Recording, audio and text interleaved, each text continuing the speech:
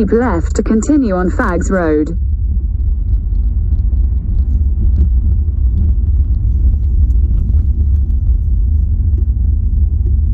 In a quarter of a mile, turn left onto Great South West Road, A30.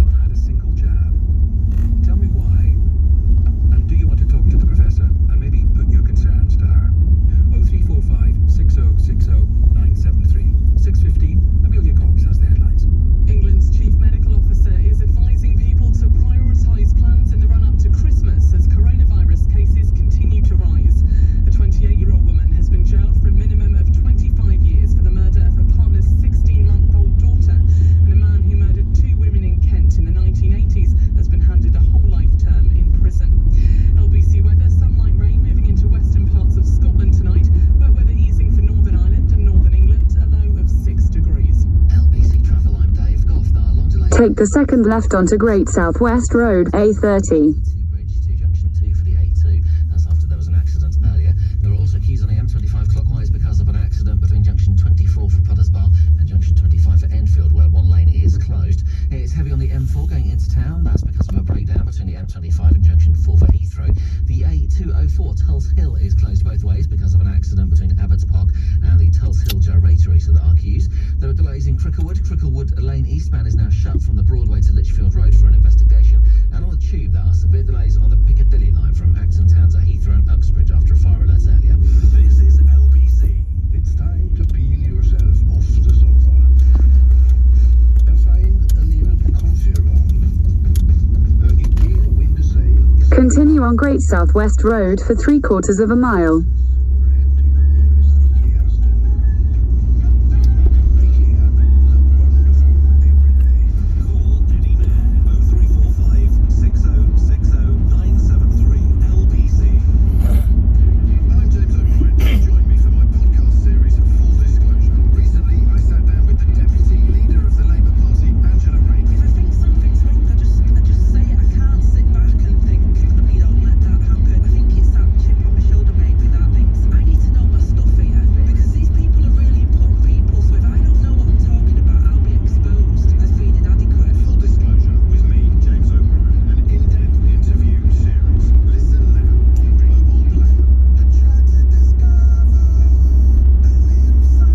In a quarter of a mile, take the exit towards Heathrow Airport.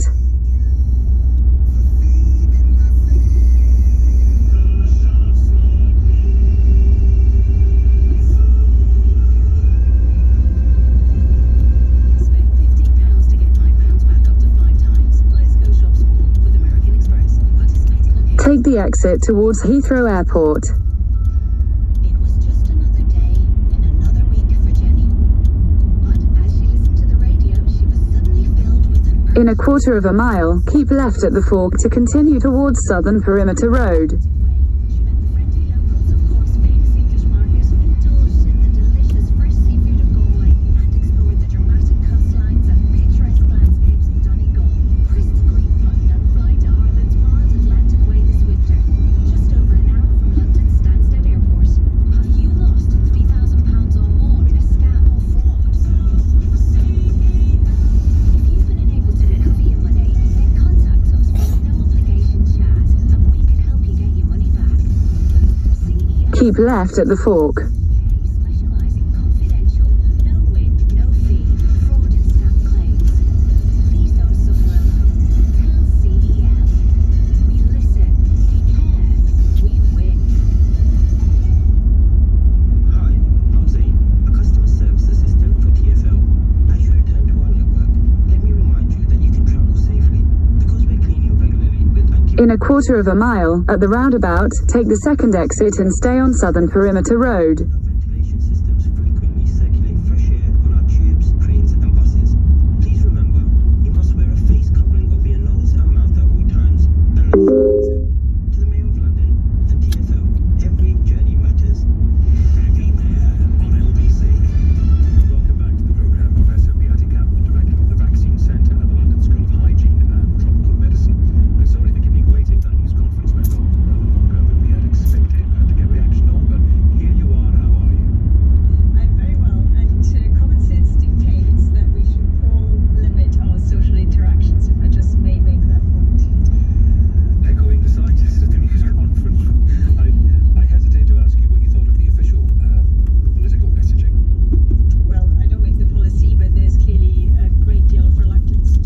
Exit the roundabout onto Southern Perimeter Road.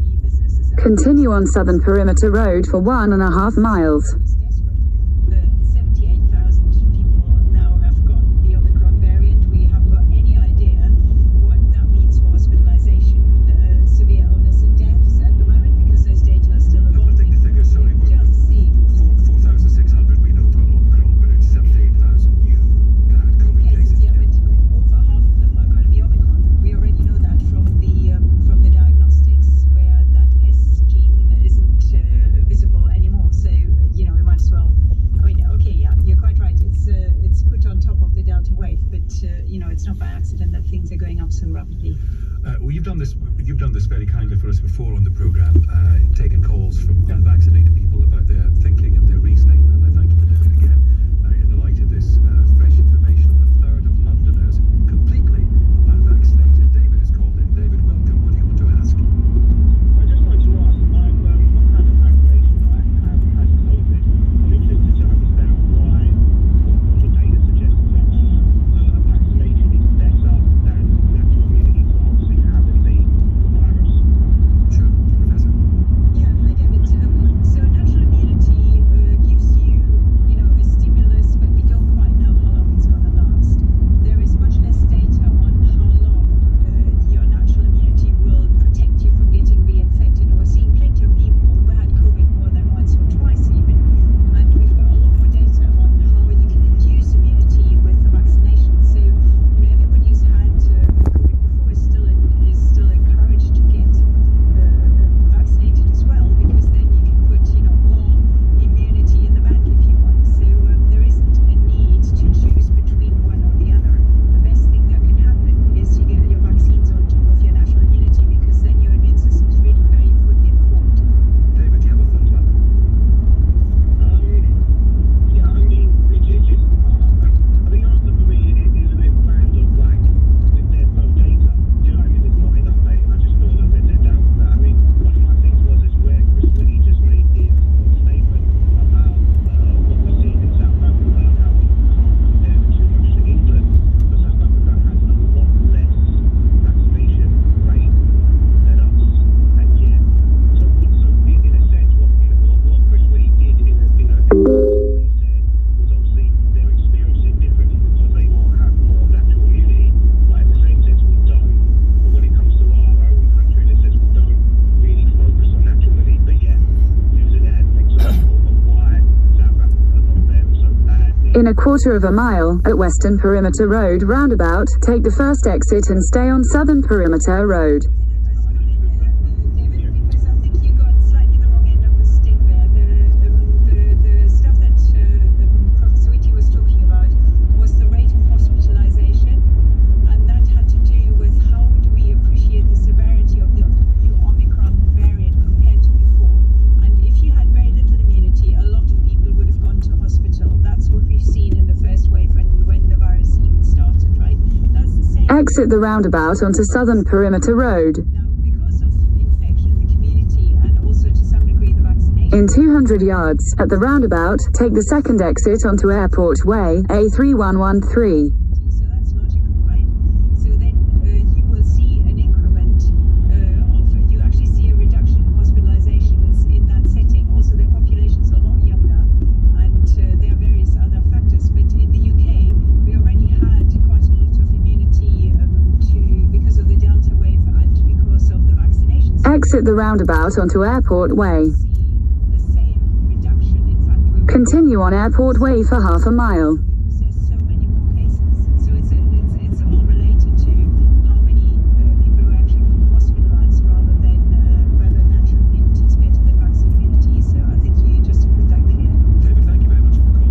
We're talking about unvaccinated people tonight, and if you are an unvaccinated person, I know there are lots of reasons people have out there for not being vaccinated. Call and ask Professor Beata Campbell what your concerns and points to her. The day we learn a third of Londoners are completely unvaccinated. And this text says, Eddie, I'm unvaccinated. In 1/4 mile at the roundabout, take the fourth exit onto the M25 slip road to M4, M40.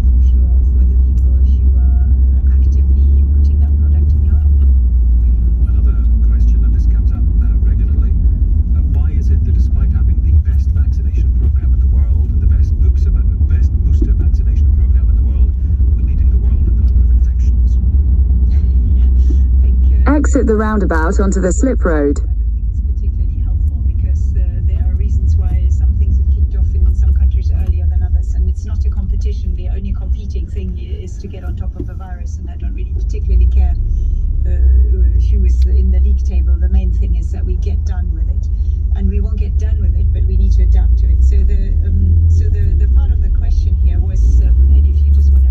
Well, it's essentially saying, look, if these vaccines are so good and the Continue for half a mile. Why do we still need it, right? So the latest, so Omicron is one of the reasons why we're in the situation we're in at the moment. So if people had 2 doses of, let's say, the Pfizer or we don't actually have all the AstraZeneca data yet, but after 2 doses of Pfizer, you've got 33% protection against infection. And if you had the booster, that goes up to 75%. That's what we've seen in the population data from both the UK but also from South Africa. In a quarter of a mile, merge onto M25. Vaccines are not fully protective against infection, and of course, if you get infection, you can transmit it. And if you get more and more infection, then there will be more and more transmission unless people decide to take themselves out of the transmission chain. And they can do that by having a test and then staying at home if it's positive, or wearing masks and getting back to some form of social interactions that will not expose so many other people to a virus that might be carrying that increased masks. So I think it's the higher the numbers, the more it is likely that those 25% will still get infected because vaccines are not protecting 100% against infection. And then making up large numbers, as you can see, and even if a small percentage of those people have to go to hospital, that is still a large number if the background number, the so-called denominator, is very, very large. Here's Nolan. Thank you for that, Nancy. Here's Nolan. It's London. Hi, Nolan. What do you want to say?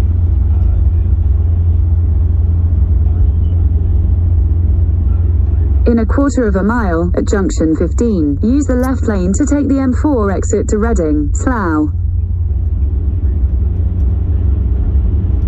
When you say you don't want to have any of this vaccines, what's the problem?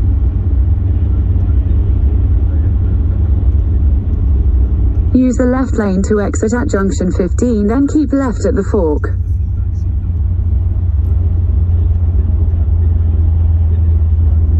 Keep left at the fork.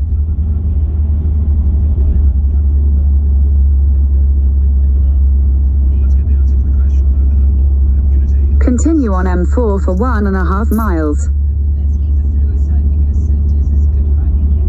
So, no, I'm glad you've recovered from the COVID. I mean, there are 2 reasons why you're taking the vaccine. One is for yourself, to not get seriously ill. It's good that you've recovered, but that doesn't protect you from subsequent infections necessarily. And the second one is that you don't want to transmit the virus to people around you. So there is a public health implications as well that you want to, be a citizen that doesn't transmit the virus to others.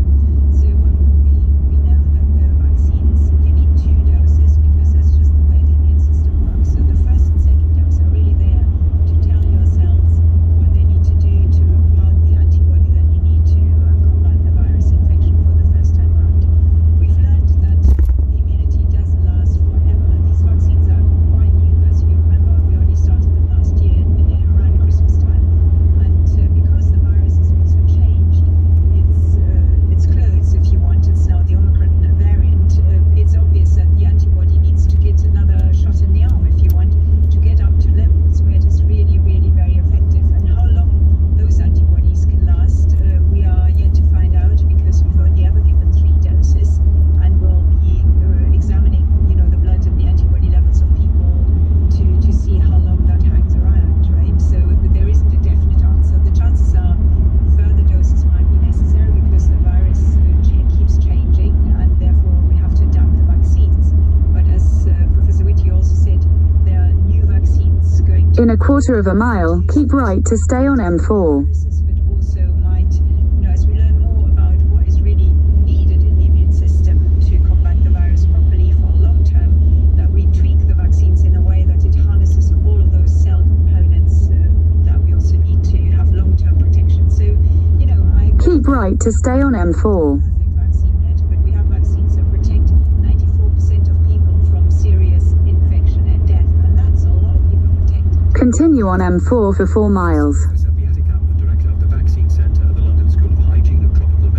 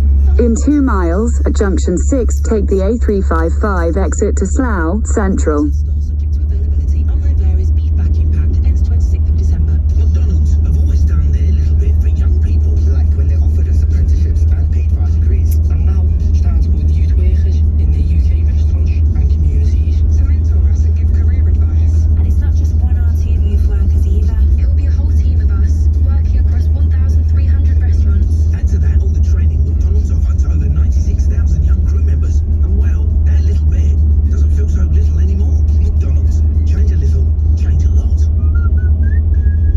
Eddie Mair on LBC.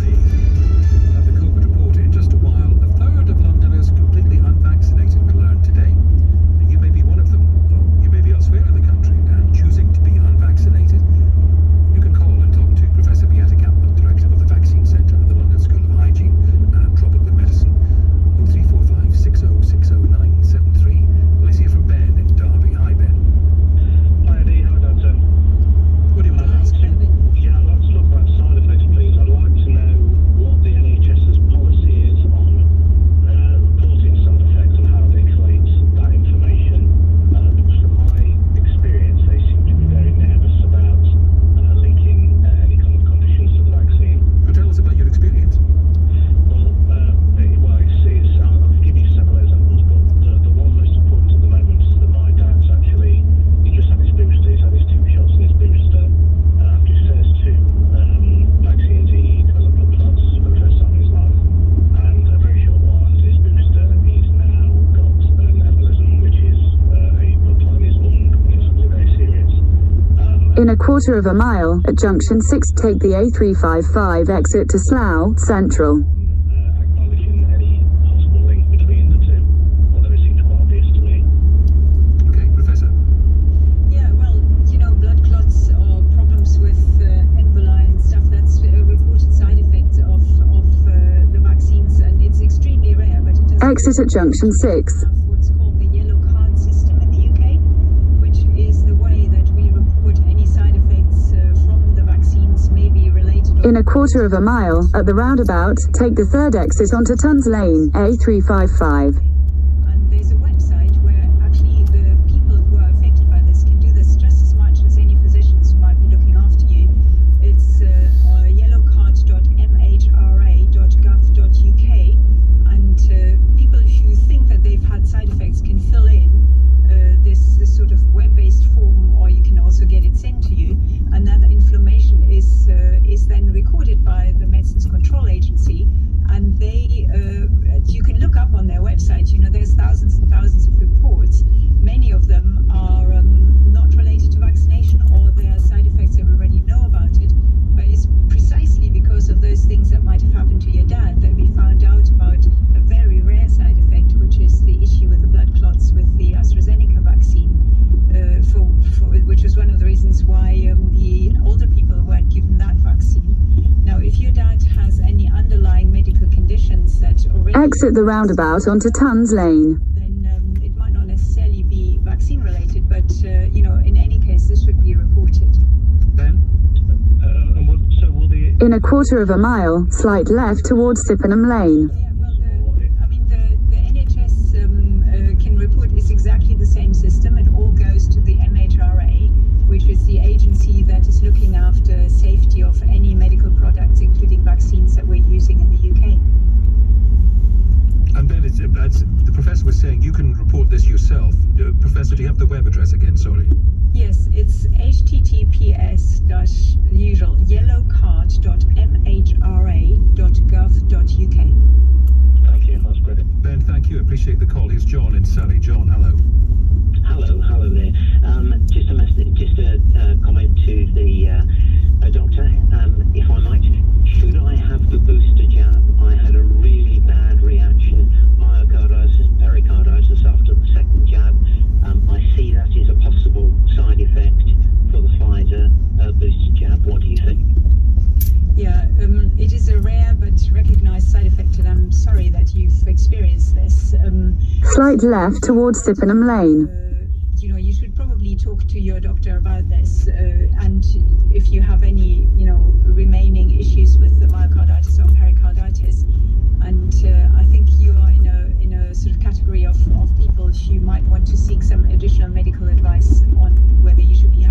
continue for 1.5 miles. with a different product. And of course, it's worth saying, and I try to say whenever we have these conversations on the show, that while medical experts like the Professor can do their best to answer our listeners' questions, of course, if you have a specific medical concern, do speak to the people who know your specific medical history and details best. We try to put calls and texts on the air that will be of interest to as wide a range of people as possible. And this question gets to the heart of what I know you've been asked before, Professor, but it's still on lots of people's minds. How was COVID tested over such a short period? Does anyone know what the effects of this quickie vaccine will have on our bodies in 3 years or 5 years, etc.? I'm not convinced these vaccines and boosters have been tested for long enough or well enough. Okay, right. Well, this comes back to the trials that were done. You are probably familiar with the fact that there are various phases of testing vaccines. They're tested in the lab before, then they go into a very small number of people, and then if they have a good safety profile and they induce the immune response that we're looking for, they can go into a larger number of people. Now, usually these stages of vaccine trials, which you can look up on the Vaccine Center website, we've made little animations to explain this, can take a long time if you have to apply like for different fundings of these various stages. But that was all expedited in the COVID vaccine development because we needed the vaccines urgently because people were dying of this infection. And the number of people who received the vaccines in parallel trial arms all over the world was exactly, and not even higher than the numbers who would have received these vaccines in other trial protocols for other vaccines where there wasn't quite as much of an emergency. So you can be reassured that the processes that were followed were exactly the same as with any other vaccine development as well. But because it was an emergency, people were sitting together day and night to expedite this process, put the money on the table, engage the regulatory agencies really, really early, and work through these incredibly difficult setups of clinical trials with all the safety nets in place. Now, you're asking about long-term effects. The side effects from vaccines exist, but the majority of them are short-lived and they occur around the time when people have their vaccines. So more than 95% of all side effects occur within the first 6 weeks of having the vaccines. And that's how we found out about, for example, the blood clot issue, which is rare, or the myocarditis, pericarditis issue, which is also rare. So the vaccines have saved many, many more lives. And if you look at the numbers for admissions, severe disease and deaths between people who've been vaccinated and not vaccinated, you must be absolutely convinced. I mean, it's a no-brainer. You know, these bars are like so far apart. I can tell you 98% of the women who are pregnant with COVID in hospital at the moment are not vaccinated. Now that should tell you something. So the long-term effects are essentially to save lives, and longer-term effects are incredibly rare. And of course, you know, we are using new technology platforms, and nobody will say there will never be a side effect that we haven't yet thought about. But on the scale of things, and on the public health need, and on the thousands of people who've already died of this disease because they haven't been vaccinated, it's an absolute no-brainer that these vaccines save lives. One final question for you from Danny in Redbridge. Hi, Danny. Hello. It's just a question. I'm 29, healthy. Just wondered, is it worth the risk to take the vaccine? I'm not vaccinated at all. So is it worth the risk, or do I just take the risk of catching COVID? Well, you have a much higher risk of having long-term problems from COVID than you have with taking the vaccine. So if I was you, I would get out there as quickly as possible. And, you know, I have a son who's 26 and he has been fully vaccinated and he can't wait to get his booster. So I think you'll be much better advised to take the vaccine than risking it with COVID. What's holding you back, Danny? I haven't caught it so far, and I work in the public transport sector, so I'm exposed to it every single day. So, I mean, if I haven't caught it now, what's to say I'm actually going to catch it? And what's your view of what you say is the risk of the vaccine? Again, what's stopping you just saying I'll take it just in case? Because of the side